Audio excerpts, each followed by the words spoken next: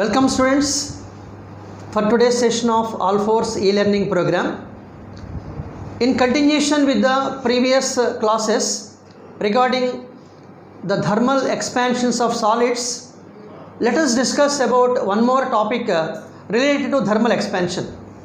The topic is thermal stress. The topic is known as thermal stress. It is an important topic related to the expansion of solids. So let us understand clearly about this particular topic.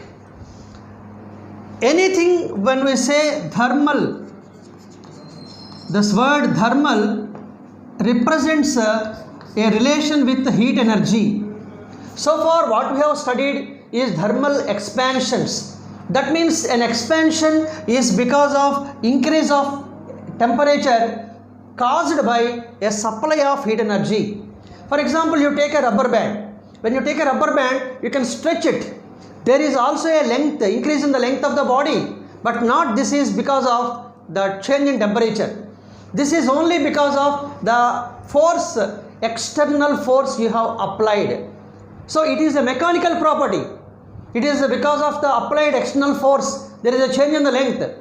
But similar, a change in the length we have studied in thermal expansion, and this is produced by a change in temperature caused by a supply of heat energy. So because the heat energy is involved in the process, transfer of heat energy, whether supply of heat energy or removal of heat energy, whatever it may be, we say it is a thermal expansion. And similarly, there is a topic called thermal stress. First of all, let us know what is a stress. What is a stress? Stress in general, we use the word as a synonym for force generally. But practically, when we apply a lot of stress means we feel that we apply a lot of force. But stress has a specific meaning as far as the mechanical properties of the bodies are concerned. What is the meaning of this stress? Suppose on a body, of area of cross section A, I have applied a force F. I have applied a force F on a body of area of cross section A. Then the stress is measured as a force per unit area. Force per unit area, that is force by area. This is known as what is called stress. So stress is the force acting per unit area or force applied per unit area. Generally, we use this word related to what is called mechanical property of solids. Because just as I told you before, when you take a rubber band and stretch it, because of the applied forces, it is increasing in the length or it expands, and that is caused by an external force. It is practically a molecular property of matter which is developed from intermolecular attractions present inside the body. And now the stress there we measure as force applied per unit area. This is known as the stress. And in other cases we can also call this as pressure. We know pressure is also defined as force per unit area. So force and pressure are both one and the same. And now very clearly it is force per unit area. It will have the unit of force is Newton and area is meter square. So Newton per meter square is the unit of stress. And sometimes we also call it as Pascal, because Pascal is the name of the scientist who worked a lot regarding the pressure of liquid columns, etc. So after his name, we are calling this as Pascal or Newton per meter square. This is the unit. Now how to measure the pressure? Because the topic is related to the stress, let us have a clear idea about the stress here itself. Because generally we discuss about this property, this physical quantity stress in the topic of mechanical property of solids, when we discuss about the elasticity of the solids. So because we are dealing with the topic, we should have a clear idea about the stress. And as we said, stress is the force per unit area. For example, there is a wire suspended like this, and the radius is r, and I have applied a load of mass m at the bottom. You know, whenever a load is applied, it will elongate. We can do this experiment. You take a small rubber band, fix it at one end, and if you apply a load at the other end, you can see an increase in the length of the rubber band. So that is caused by this applied force. When you suspend a load here, the force acting here is due to the gravity, that is mg. Mg is the force of gravity. So F is the force mg here. Because r is the radius of this wire, unless we specify, all these wires will have circular cross section. So you will have the stress developed, which is the force per unit area. So here the force is mg and area is pi r square, taking the radius of the wire as r. So like this we can calculate the stress developed in a body. And remember that it is a force acting per unit area, and we measure like this. This is sufficient to understand this particular topic about the stress. Now let us come on to the point, what is thermal stress and how this is produced. To understand about that, let us go into the details like this. Now, as we know, whenever a body of length L and made up of a material whose coefficient of linear expansion is alpha, L is the length and alpha is the coefficient of expansion, linear expansion, and suppose the change in temperature of this material is delta T. Corresponding to this change in temperature, we know the body will expand, and change in the length due to expansion is L alpha delta T, and we are dealing with this expansion from so many days, we can understand this equation very easily. So delta L is L alpha delta T, where this represents the linear expansion. This is the original length, coefficient of linear expansion, and delta T is the change in temperature. And here this change in temperature is caused by heat energy you have supplied, and because of the change in temperature you are getting an expansion. That's why we call this topic as thermal expansion, as we have discussed earlier. Now, how this expansion will take place? Suppose we said we have taken this body in the form of a rod like this. When this rod is heated, what happens? When we are discussing about a particular application, I told you the expansion will always be taking along the free ends. So that suppose the rod is fixed at the center, it is fixed like this, temperature is increased, rods are free at both the ends. So wherever it is free, in that direction the expansion will take place. But you can see rod is fixed at the center and both the ends are free. So both the ends will expand, so that the expansion, because of that, it will be moving forwards in this direction and also in this direction. So if delta L is the expansion of the rod, you can see a change of length delta L by 2 in this half, right half, and in the left half also it is delta L by 2, and total elongation is delta L. So expansion always takes place towards the free end. And suppose the same rod, it is placed vertically fixed on a surface like this. It is fixed on a surface like this.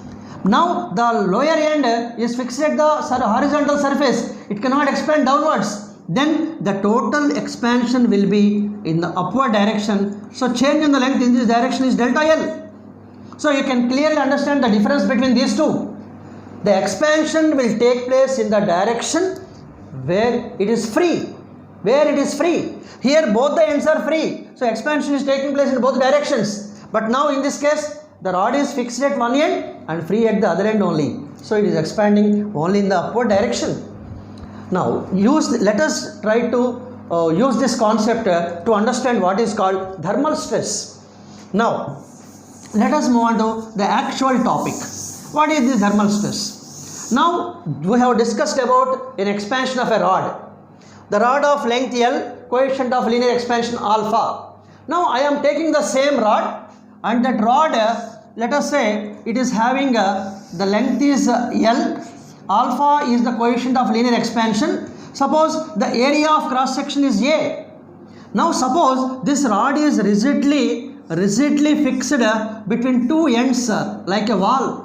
You can see in the construction you will be having iron pillars fixed between the two walls. Just like that, the rod is of length L and made up of a material whose coefficient of linear expansion is alpha, is fixed between the two ends. These are two rigid ends. What do you mean by rigid? They will not move from this place. They cannot be pushed out. So similarly, this is also a fixed end, like a wall. Now suppose I have increased the temperature of this rod by a change of temperature delta T. Delta T is the change in temperature of this rod. As we know, the rod has to expand. When the rod has to expand, as in the previous case, we know the change in the length must be equal to L alpha delta T. This much of change must be there in the length. But practically, both ends are fixed. We know that the rod will always expand towards the end where it is free. Now both ends are not fixed, both are fixed. No end is free here. Now how the expansion will take place? Then practically what happens is the rod always try to expand here and this side also, because the lengthwise expansion we are talking about.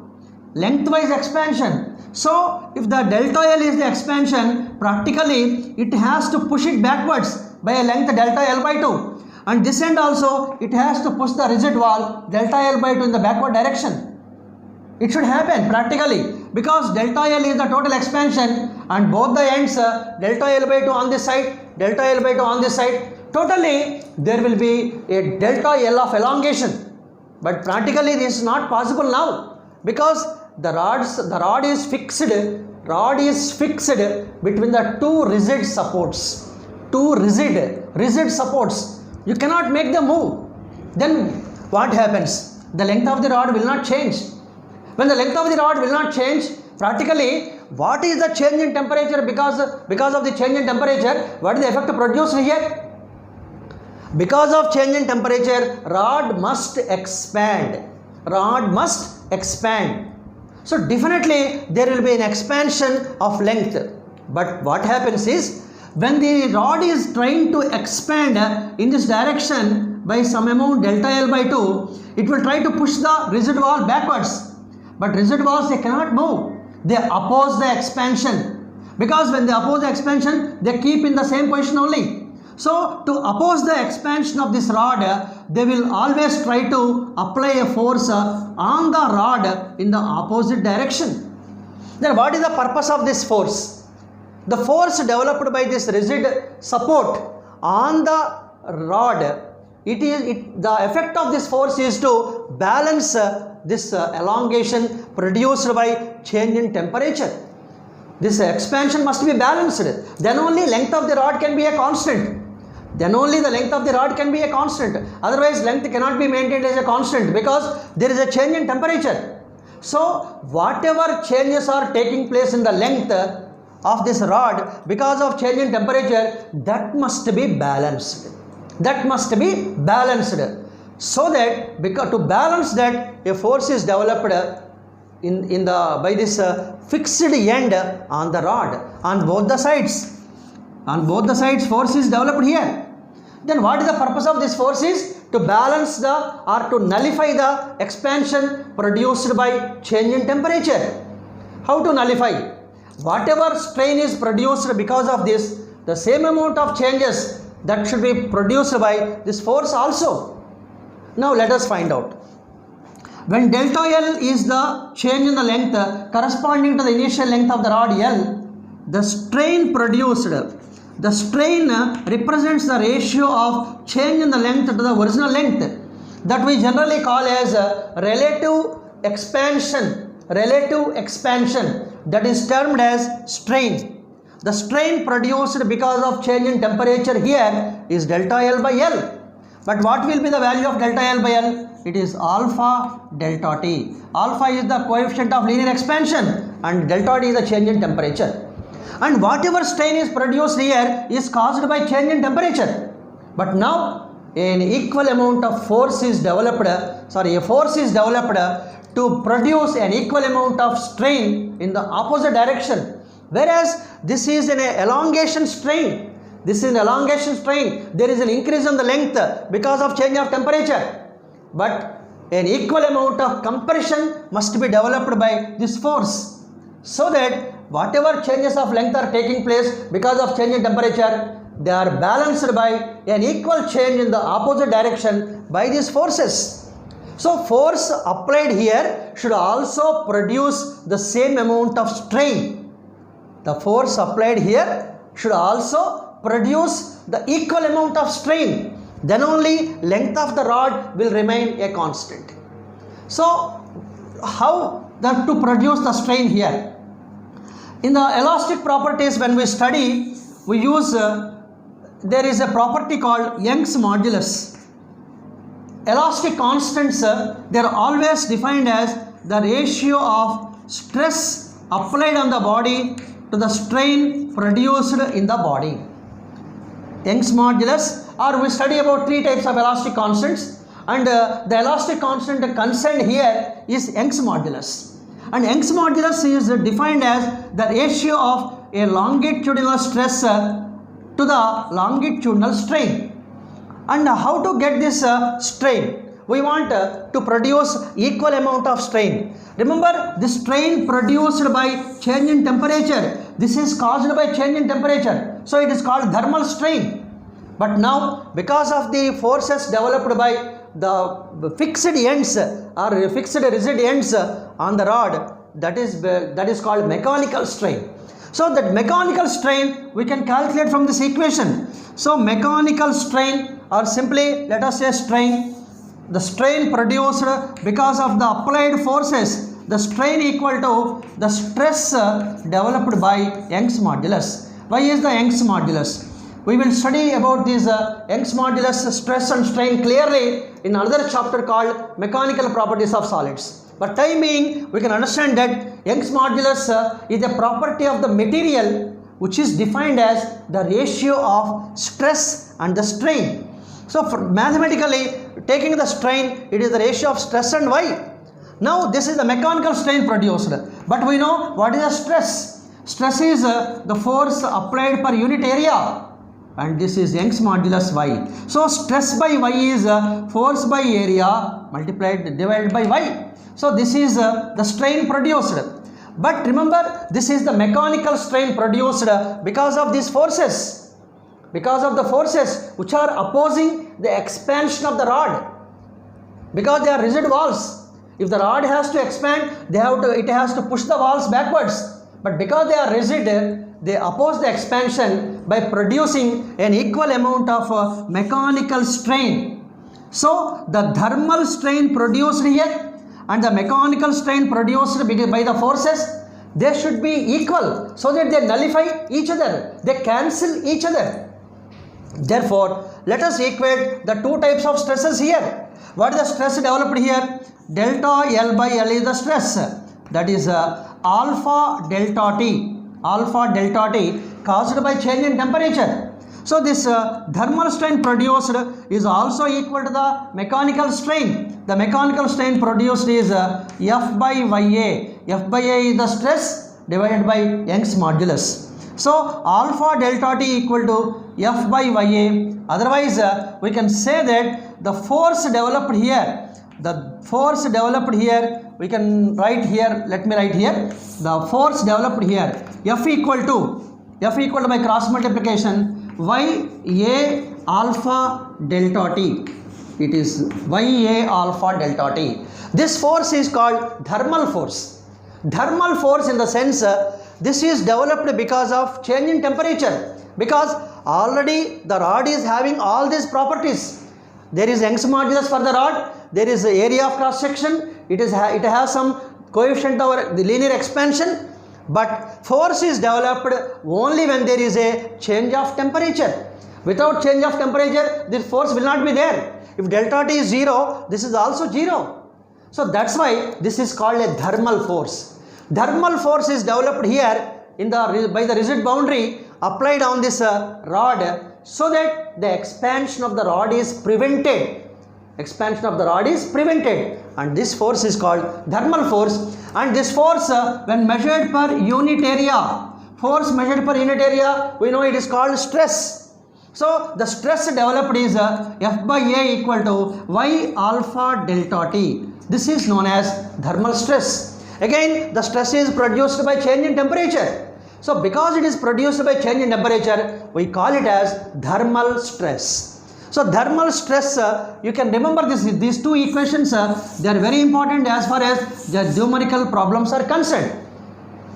F by A is Y alpha delta T, and thermal force F equal to Ya alpha delta T. Clearly, the force depends upon Young's modulus, area of cross section, alpha coefficient of linear expansion, and change in temperature. Whereas thermal force, it depends upon these three properties: Young's modulus, coefficient of linear expansion, and change in temperature. And this thermal stress, very clearly, it is independent of the length of the rod. Whatever may be the length, thermal stress, and whatever may be the area of cross section, thermal stress, it is independent of length and area of cross section of the rod you have taken. It depends only on the properties of the rod, Y and alpha. These are the properties of the rod, property of material of the rod, and delta T, change in temperature. So thermal force and thermal stress, they are independent of length, and thermal stress is independent of area of cross section also. It depends only on change in temperature. So when we want to discuss about the applications of these equations, we can consider that thermal force F equal to Ya alpha delta T, this is independent of the length of the rod, independent of length of the rod. It will not depend upon the length, because you don't have any length term in this equation, but it depends upon area also. Whereas if you consider thermal stress, F by A is Y alpha delta T, again this is independent of the area of cross section, independent of area of cross section. Now very clearly, if you consider the force, thermal force, it is proportional to area of cross section, it is proportional to alpha, it is proportional to change in temperature, and it is proportional to Young's modulus. All these points we can discuss. For example, when I talk about relation between force and area, other factors are constants. Suppose there are two rods made up of same material, and because material is same, alpha is also constant, Y is also same, and they are subjected to same change of temperature, then the thermal force is directly proportional to area. But if the rod is in the form of a circular cross section, area is proportional to r square. So you can say F is proportional to r square also. So very clearly, in a thick rod, the force developed is more than a thin rod, because F is proportional to radius or area of cross section, or proportional to r square, or proportional area of cross section. So thick rod will develop a larger force than the thin rod, and very clearly when Young's modulus is more, force developed is more, and alpha coefficient of linear expansion is more, force is also more. When change in temperature is large, the thermal force developed is also large. So like this, we can discuss so many applications related to numericals based on these topics. So as far as numericals are concerned, we should always remember these points, which will make us more easy for the approach of the problem, right? So this is one important point. Now sometimes we can have some applications of these equations related to some special cases. So what are the special cases? Now let us proceed like this. Suppose I have taken a wire of length L. I have taken a wire of length L. Its Young's modulus is Y, coefficient of linear expansion is alpha. This rod having area of cross section A, and now this rod is fixed at one end in a room or a chamber, and a load is applied at the bottom. Let us say M is the load applied. Because of this load applied, we have studied previously, there will be an elongation. There will be an elongation produced here. So because of this elongation, there is a change in the length. The force produced in the beginning of this topic today, I told you, take a rubber band, fixed at one end, apply some load at the bottom. You can see an elongation in the length of the rubber band. Similarly, let us take a wire fixed at one end and applied by some load at the other end, and because of this load it will expand. When it is expanding, there will be a change in the length. The change in the length we can find out, because the change in the length, how to calculate? To know that, we should know an equation for Young's modulus. Young's modulus is, I told you previously, the ratio of stress and the strain produced. What is stress here? If F is the force applied here, let us say the force is mg. So mg is the force applied, because I have suspended a mass m. This m will be producing a force equal to mg due to gravity on this wire. So mg is the force, and if A is the area of cross section of the wire, mg by area is the stress, and we said L is the original length, and suppose there is elongation E in the wire. So along the strain is delta L by L, change in the length to the original length. Delta L by L is the strain. So here delta L is nothing but elongation. So elongation is E divided by L. This is the Young's modulus. And now if we calculate the stress, because if you consider the strain produced here, E by L is the strain. So E by L, what will be the value here? Mg by Y into area. Mg by Y into area. And this strain is produced because of the load applied here, or the force applied here. Now the question is, I have kept this body in a room or a chamber, and now because of this load applied, the elongation is G. Now what I will do? I will make the temperature of the room to be decreased by drastically, so that the wire will again come back, because when you are decreasing the temperature, it will be getting cooled. Because of decrease of temperature, it will contract in length. So I want the wire to come back to the normal length, that is L. Practically now there is an elongation E, there is an expansion, its final length is L plus E, but I want this elongation to be neutralized and it should come back to the normal length. So to come back to the normal length, I want to decrease the temperature. We know when there is a change of temperature, delta L is L alpha delta T. So this delta L is nothing but our elongation. So I will write here for elongation E. So E by L, or the strain produced in this case, is alpha delta T. So the strain produced because of fall of temperature, alpha delta T, and the strain produced because of the applied load is mg by Ya. We know we want the net strain to become 0, or we want the body to come back to its normal length, and this is possible only when these two strains are equal. So equating the strains, what we can understand, that is the strain produced here, let me write here, the strain produced here is mg divided by Y into area of cross section, and that is nothing but alpha delta T. So here, using this equation, we can find out so many factors. What is that? If you give the change in temperature, how much of temperature, suppose it is decreased by 40 degrees centigrade, then first of all it cools, it contracts. To keep the same length, I have to produce same elongation. Then what is the mass you have to suspend at the free end? You can calculate the mass.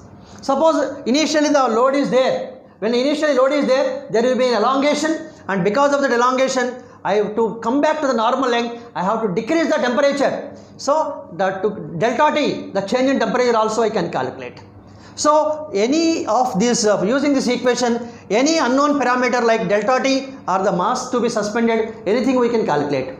If delta T, change in temperature, is given, we can find out the mass to be suspended, because of which the wire will come back to the normal length, we can calculate. Or if initially load is there, when it is expanding, to bring back to the normal length, what should be the change in temperature? Delta T we can calculate. So this equation is a little bit important. And now let us go for one more equation before we close related to this topic. What is that?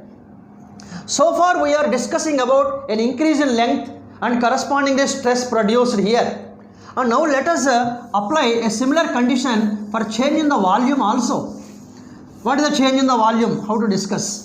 Suppose there is a body of volume V and whose coefficient of linear expansion is alpha and coefficient of volume expansion is gamma. For this body, there is a lot of stress applied and there is a change of temperature delta T. Now there are two things. If you apply the stress initially, we can produce a change of temperature to come back.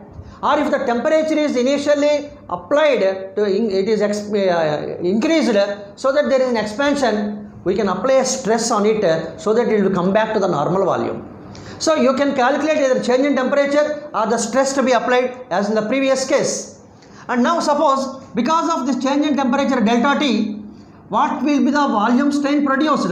We know delta V, the change in volume is V gamma delta T, or the volume strain produced is delta V by V equal to gamma delta T. This is the volume strain produced because of increase of temperature. So volume is increased by delta V. Now I want the volume to remain constant. Then what I have to do? I have to compress the body. So that the body will come back to the normal volume by applying a stress externally. So externally I am going to apply some force. How much force I have to apply? How much stress I have to apply? That we have to calculate. So to get that point, we should have a relation between this volume strain and the force to be applied. And just as we have studied about Young's modulus, there is another elastic property of a material known as bulk modulus, that is K. The bulk modulus is a ratio of another stress known as volume stress to the volume strain. So very clearly volume strain I will write as volume strain equal to, it is a stress divided by the bulk modulus. You take these equations granted as it is because these topics we will discuss later in the chapter of mechanical properties of solids. But timing you can understand that the bulk modulus, it is represented by K. It is the ratio of volume stress to the volume strain. This is nothing but our volume strain. But this strain is because of change in temperature. An equal amount of strain I want to produce by applying a stress. Then very clearly volume stress is volume strain produced is volume stress by K. So volume stress is nothing but it is an additional pressure applied, because every body present on the surface of the earth is subjected to the atmospheric pressure. But now in addition to that we are going to apply some more pressure so that there is a change in the volume strain and so that the body will come back to the initial volume. Then delta P is the additional pressure by K, this is the volume strain produced. But we want whatever effects are produced because of change in temperature, that is to be balanced by this stress, mechanical force stress applied. So these two strains must be the same. Equating the two strains, this is the thermal strain and this is the mechanical strain, but this is increasing the temperature, it is an increase in the volume, and because of this compressional force this causes a decrease in the volume, so that volume of the body remains as a constant. So let us take equate both the type of strains. So gamma delta T, the strain produced because of change of temperature, that is equal to the volume strain produced by the mechanical force applied or stress applied. Therefore additional pressure that is to be applied to bring the body back to the initial volume, delta P will be equal to K gamma delta T.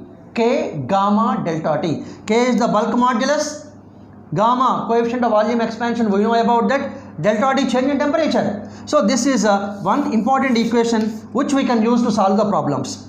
And to make a small change, K gamma delta T, K we can write as it is, bulk modulus, the value will be given in the problems. And gamma, we know gamma in case of an isotropic solid, alpha beta gamma will be in the ratio 1:2:3. So this gamma we can write in terms of alpha as 3 alpha. So it is K of 3 alpha delta T, or simply I will say 3K alpha delta T is the additional pressure to be applied on the body so that the body will come back to its initial volume.